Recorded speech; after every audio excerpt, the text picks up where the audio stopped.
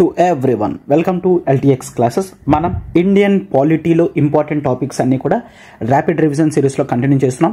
దాంట్లో భాగంగా emergency provisions అనేవి చాలా చాలా ఇంపార్టెంట్ అమ్మా. ఎమర్జెన్సీ ప్రొవిజన్స్ అనేవి విపత్కర టైంలో ఇండియన్ కాన్స్టిట్యూషన్ ఏ విధంగా రూల్స్ పెట్టింది అండ్ ఇండియాలో ఉన్న పొలిటికల్ స్ట్రక్చర్స్ కానీ ఎకనామిక్ స్ట్రక్చర్స్ కానీ సోషల్ స్ట్రక్చర్స్ కానీ ఎట్లా మారుతాయి. అయితే ఇది కంప్లీట్లీ పాలిటిక్స్ సంబంధించింది కాబట్టి పొలిటికల్ స్ట్రక్చర్స్ అనేవి డిస్కస్ చేసుకుంటాం. అంటే కాన్స్టిట్యూషన్లో ఎమర్జెన్సీ ప్రావిజన్స్ గురించి రాయడం జరిగింది. అండర్ ఆర్టికల్ 352 నుంచి 360 వరకు కూడా ఎమర్జెన్సీ ప్రావిజన్స్ చూస్తాము. And there is another article 365 కూడా క్లియర్. సో 352 నుంచి 360 అండ్ ఆల్సో 365 ఈ టోటల్ ఆర్టికల్స్ అనేవి ఎమర్జెన్సీ ప్రావిజన్స్ గురించి డీల్ చేస్తున్నాయి. అయితే ఫస్ట్ ఈ ఎమర్జెన్సీ ప్రావిజన్స్ అనేవి మనం ఎక్కడి నుంచి తీసుకున్నాం, that is the government of India act 1935 నుంచి ఎమర్జెన్సీ ప్రొవిజన్స్ తీసుకోవడం జరిగింది. ప్లీజ్ డూ రిమెంబర్, ఎమర్జెన్సీ టైంలో ఫండమెంటల్ రైట్స్ అనేవి తీసేస్తారు. క్లియర్, ఎమర్జెన్సీ టైంలో ఫండమెంటల్ రైట్స్ అనేవి తీసేస్తారు. ఎప్పుడు ఎలా తీస్తారో అది కూడా మనం టాపిక్లో డిస్కస్ చేద్దాం. కేవలం ఇది మాత్రమే మనం జర్మన్ కాన్స్టిట్యూషన్ నుంచి ఇన్స్పైర్ అవడం జరిగింది. ఓకేనా. సో ఫండమెంటల్ రైట్స్ అనేవి ఎమర్జెన్సీ టైంలో తీసేస్తారు.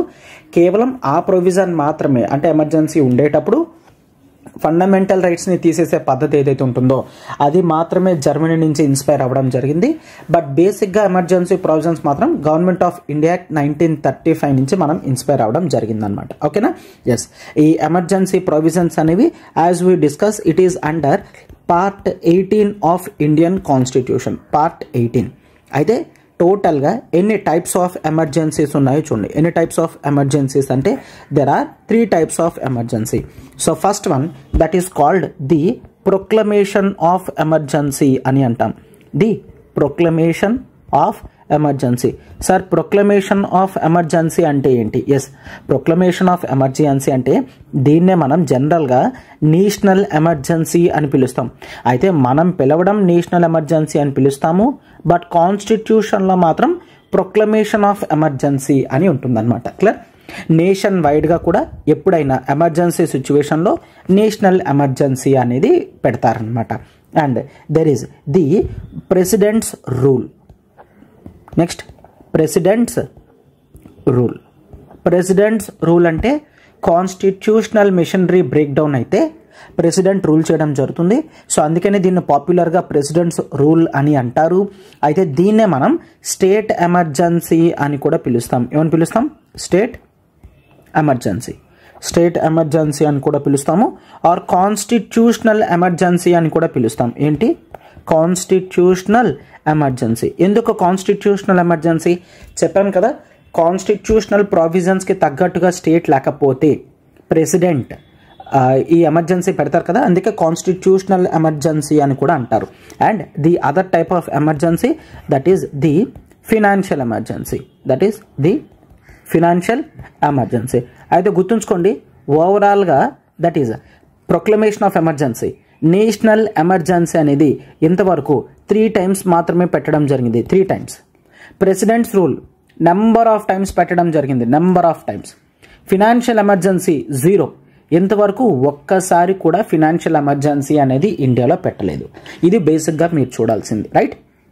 ఇప్పుడు మనం we shall start discussing about the proclamation of emergency. Proclamation of emergency అంటే కొన్ని విపత్కర టైంలో, ఎమర్జెన్సీ టైంలో నేషనల్ ఎమర్జెన్సీ అనేది పెట్టడం జరుగుతుంది. ప్రొక్లమేషన్ ఆఫ్ ఎమర్జెన్సీ ఆర్ దీన్ని నేషనల్ ఎమర్జెన్సీ అని కూడా అంటారు అని చెప్పాం, అవునా. అయితే ఏ కండిషన్స్లో నేషనల్ ఎమర్జెన్సీ పెడతారు అంటే ఒకటి దట్ ఈస్ ది వార్ టైంలో ఒకవేళ ఏ కంట్రీ అయినా ఇండియా మీద అటాక్ చేస్తే ఎస్ నేషనల్ ఎమర్జెన్సీ పెట్టాల్సిన అవసరం ఉంది అనుకుంటే నేషనల్ ఎమర్జెన్సీ అనేది ప్రెసిడెంట్ పెడతారనమాట. ఓకేనా. ఎవరు పెడతారు? పెట్టే పవర్ అనేది ప్రెసిడెంట్కి ఉంది. వార్ టైంలో ఎక్స్టర్నల్ అగ్రెషన్ అంటే ఏంటి? ఫుల్ ఫ్లెడ్జ్డ్ వార్ కాదు, బట్ బార్డర్ ఏరియాలో మాత్రం స్కిర్మిషెస్, చిన్న తగులు లాంటివి అవుతున్నాయి. సో ఎందుకులే రిస్క్ అని చెప్పి ఎక్స్టర్నల్ అగ్రెషన్ కండిషన్ మీద నేషనల్ ఎమర్జెన్సీ అనేది ప్రెసిడెంట్ పెట్టే ఛాన్స్ ఉంది. అండ్ ఇది మాత్రమే కాదు, there is something that is called armed rebellion.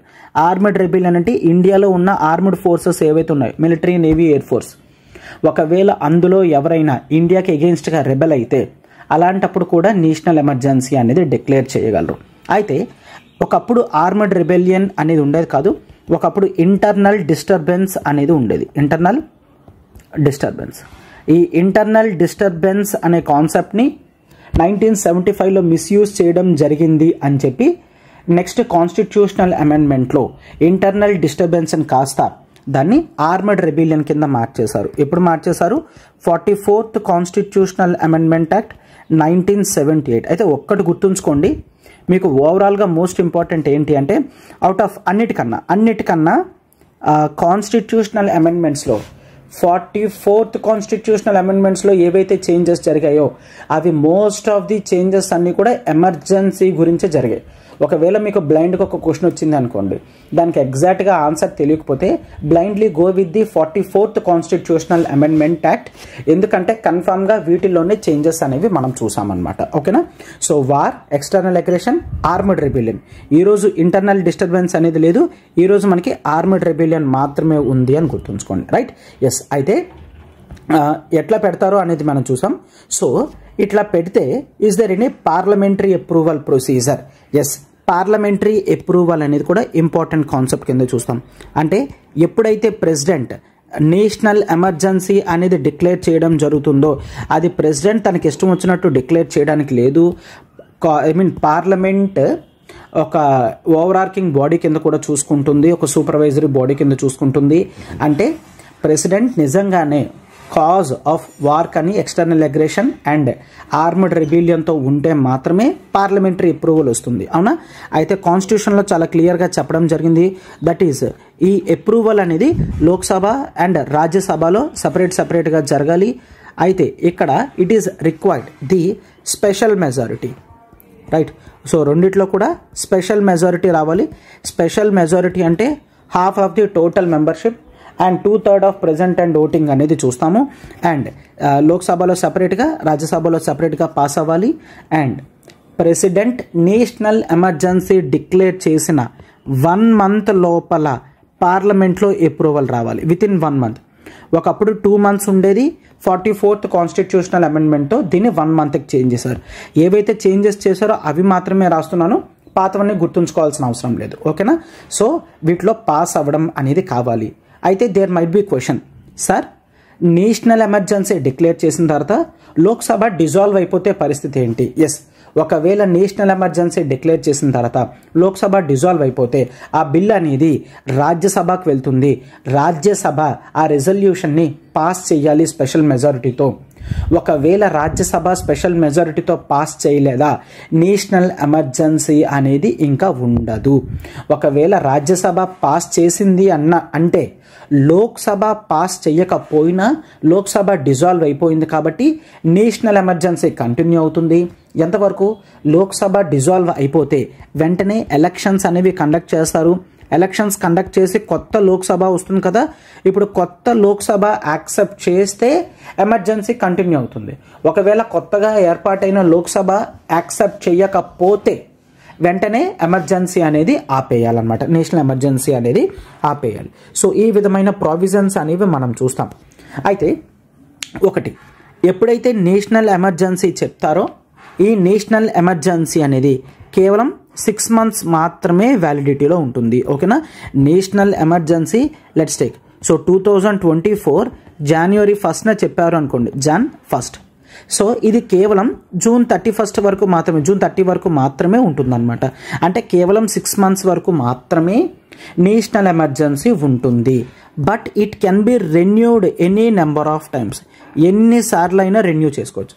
10 సంవత్సరాలు చేయొచ్చా సార్? ఎస్, 10 సంవత్సరాలు చేయొచ్చు. ప్రతి 6 నెలలకి కూడా బోత్ లోక్సభ అండ్ రాజ్యసభ సపరేట్గా స్పెషల్ మెజారిటీతో కంటిన్యూ చేయాలి. యాక్సెప్ట్ చేయడానికి మాత్రమే స్పెషల్ మెజారిటీ కాదు, ఈవెన్ రెన్యూ చేయడానికి కూడా స్పెషల్ మెజారిటీ కావాలి అని కాన్స్టిట్యూషన్ చెప్పడం జరిగిందనమాట. ఓకేనా? రైట్. సో ఎంతవరకు ఉంటుంది? 6 months వరకు ఉంటుంది. ఇట్లా ఎన్ని ఇయర్స్ అయినా ఉండొచ్చు.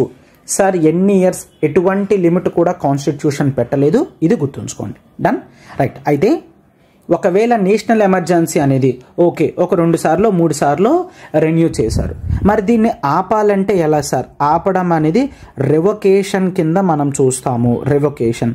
అయితే ఈ నేషనల్ ఎమర్జెన్సీని 2 విధాలుగా ఆపచ్చు. ఒకటి, ప్రెసిడెంట్ గారే స్వయంగా అతను వచ్చి నేషనల్ ఎమర్జెన్సీ ఆపేస్తున్నాను అని చెప్తే ఆగిపోతుంది. ఆర్ ఒకవేళ చూడండి, లోక్సభ, కేవలం లోక్సభ మాత్రమే, ఒకవేళ లోక్సభ రెజల్యూషన్ పాస్ చేసింది అనుకోండి, ఏ రెజల్యూషన్? Simple majority. ఇక్కడ మాత్రం చూడండి, ఆపడానికి లోక్సభకి సింపుల్ మెజారిటీ చాలు, అప్రూవ్ చేయడానికి కంటిన్యూ చేయడానికి స్పెషల్ మెజారిటీ కావాలి. నేషనల్ ఎమర్జెన్సీ ఆపడానికి మాత్రం సింపుల్ మెజారిటీ సరిపోతుంది. లోక్సభ సింపుల్ మెజారిటీతో రెజల్యూషన్ పాస్ చేస్తే then president is bound to declare the emergency అనేది సీజ్ అయిపోతుంది అని, ఎమర్జెన్సీ ఆగిపోతుంది అని చెప్తారు. Okay, so 2 conditions. ఒకటి, ప్రెసిడెంట్ అతనంతటా అతనే స్వయంగా ఆపచ్చు. సెకండ్ వన్, లోక్సభ చెప్తే ప్రెసిడెంట్ ఆపాల్సిందే. అయితే లోక్సభ సింపుల్ మెజారిటీతో రిజల్యూషన్ పాస్ చేస్తే సరిపోతుంది అనమాట. ఓకేనా?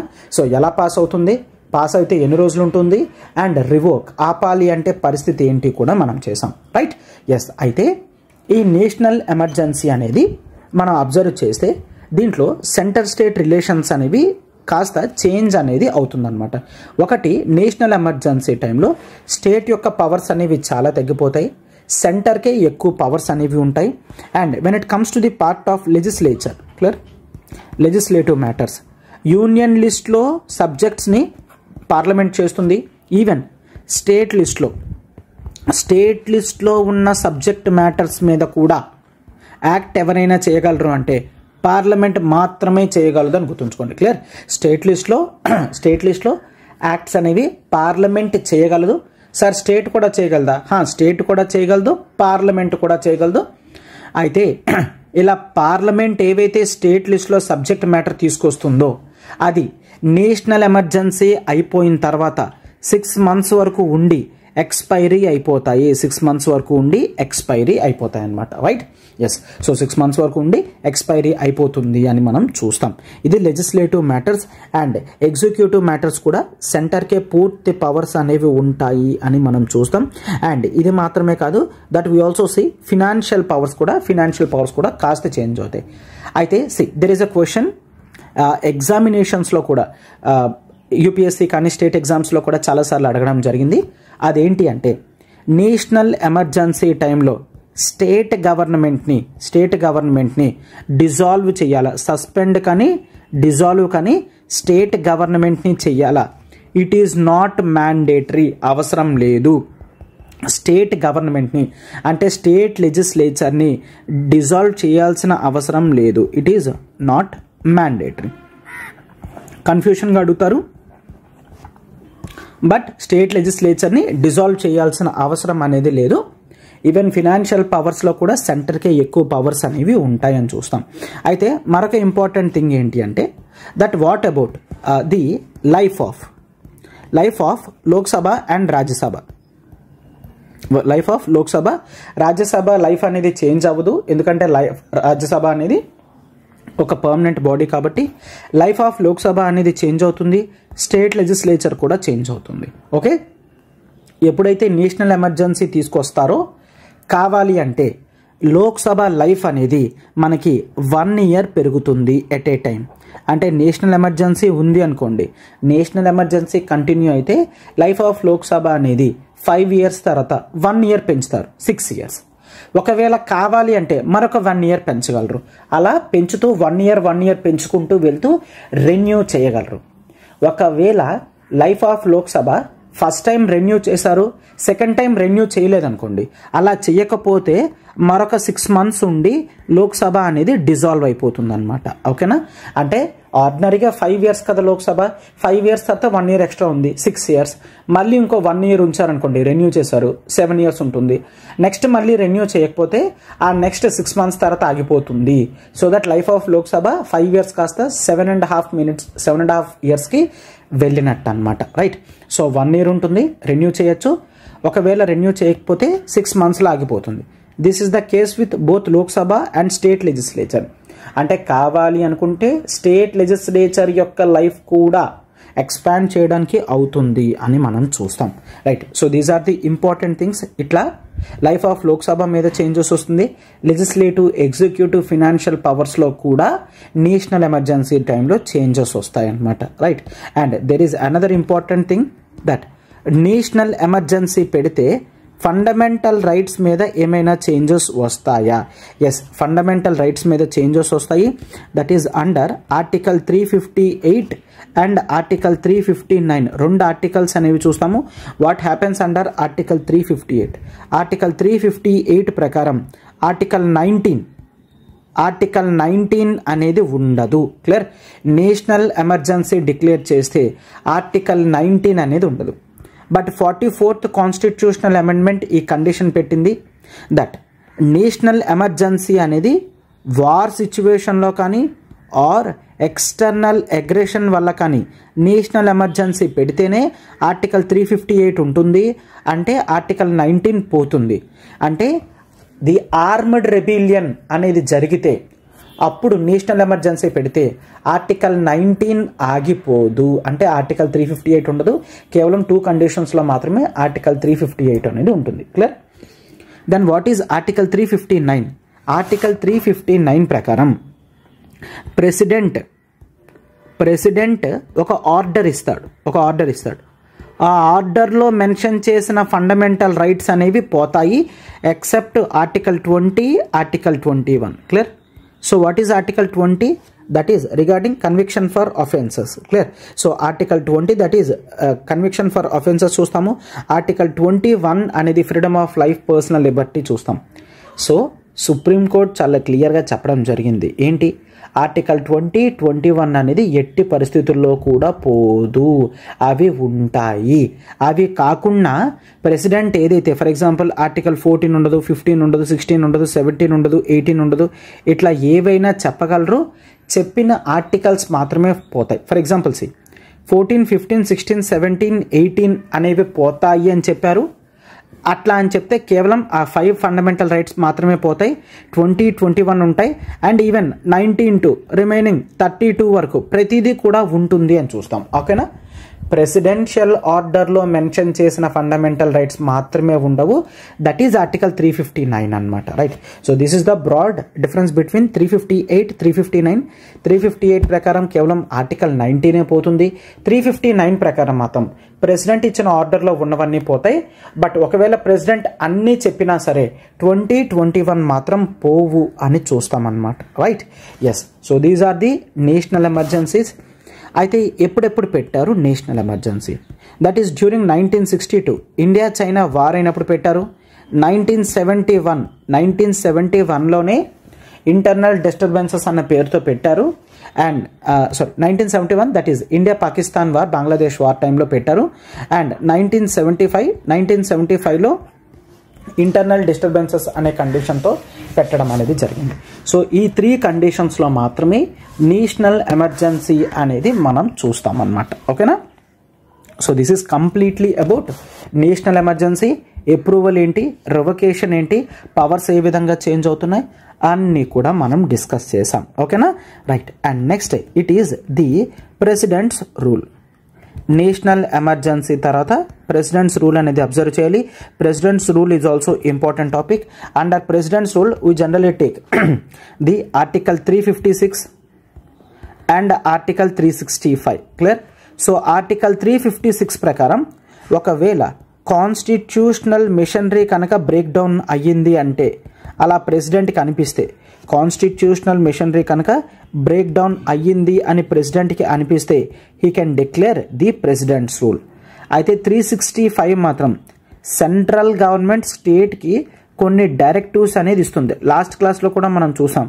లైక్ రైల్వే లైన్స్ కాపాడాలి, కమ్యూనికేషన్ లైన్స్ కాపాడాలి, ఎస్సీ ఎస్టీ వెల్ఫేర్ అనేది చూడాలి, రైట్. ఇవన్నీ కూడా డైరెక్టివ్స్. ఈ డైరెక్టివ్స్లో సెంటర్ చెప్తున్నట్టు స్టేట్ చెయ్యలేదు అనుకోండి, అప్పుడు కూడా 365 ప్రకారం 356ని భావించి ప్రెసిడెంట్స్ రూల్ని ఇంపోజ్ చేసే పవర్ అనేది సెంట్రల్ గవర్నమెంట్కి ఉంటుంది. అర్థమైందా? సో 356 అండ్ 365 అనేది ప్రెసిడెంట్స్ రూల్లో మనం చూస్తాము. రైట్? ఎస్. సో ఎప్పుడు పెడుతున్నారు అనేది అర్థమైంది కదా. సో అయితే పార్లమెంటరీ అప్రూవల్ కావాలా? ఎస్. నేషనల్ ఎమర్జెన్సీ లానే పార్లమెంటరీ అప్రూవల్ కావాలి. అయితే నేషనల్ ఎమర్జెన్సీ 1 monthలో కావాలి, ఇక్కడ 2 monthsలో కావాలి. ఓకేనా? ప్రెసిడెంట్స్ రూల్లో 2 monthsలో లోక్సభ అండ్ రాజ్యసభ అప్రూవల్ వస్తే సరిపోతుంది. చూడండి, లోక్సభ ఒకవేళ డిజాల్వ్ అయ్యింది అనుకోండి, సేమ్ రాజ్యసభ కంటిన్యూ చేస్తే కంటిన్యూ అవుతుంది. అండ్ ఇక్కడ ప్రెసిడెంట్స్ రూల్ అనేది సింపుల్ మెజారిటీతో పాస్ అయితే సరిపోతుంది, స్పెషల్ మెజారిటీ అవసరం లేదు. క్లియర్? కేవలం సింపుల్ మెజారిటీ అనేది సరిపోతుంది. 2 monthsలో పాస్ చేస్తే చాలు. ఒకవేళ రిజల్యూషన్ అనేది చూసుకున్నట్లయితే లోక్సభ పాస్ చేసింది, రాజ్యసభ పాస్ చేసింది, లోక్సభ డిజాల్వ్ అయిపోయింది, రాజ్యసభ పాస్ చేయలేదు అనుకోండి, వితిన్ 6 monthsలో ప్రెసిడెంట్స్ రూల్ అనేది ఆగిపోతుంది. ఒకవేళ ఎవరు కంటిన్యూ చేయకపోయినా వితిన్ 6 monthsలో ఆగిపోతుంది అని మనం చూస్తాం. రైట్? ఎస్. అయితే ఈ ప్రెసిడెంట్స్ రూల్ అనేది నెంబర్ ఆఫ్ టైమ్స్ పెట్టడం అనేది జరిగింది.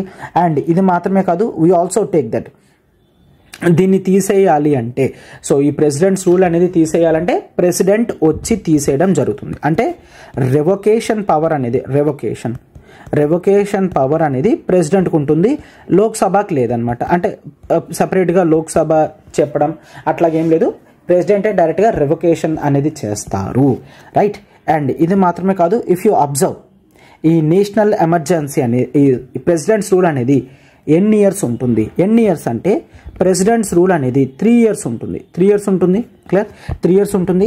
సేమ్ నేషనల్ ఎమర్జెన్సీలోనే ప్రెసిడెంట్స్ రూల్ అనేది 6 monthsకి మాత్రమే ఇంపోజ్ చేయగలరు. 6 months ప్రెసిడెంట్స్ రూల్ పెట్టారంటే ఆ స్టేట్లో ప్రెసిడెంట్స్ రూల్ అనేది చూడండి, కేవలం స్టేట్లో ఉంటుంది. ఇండియా మొత్తం ఉండదు.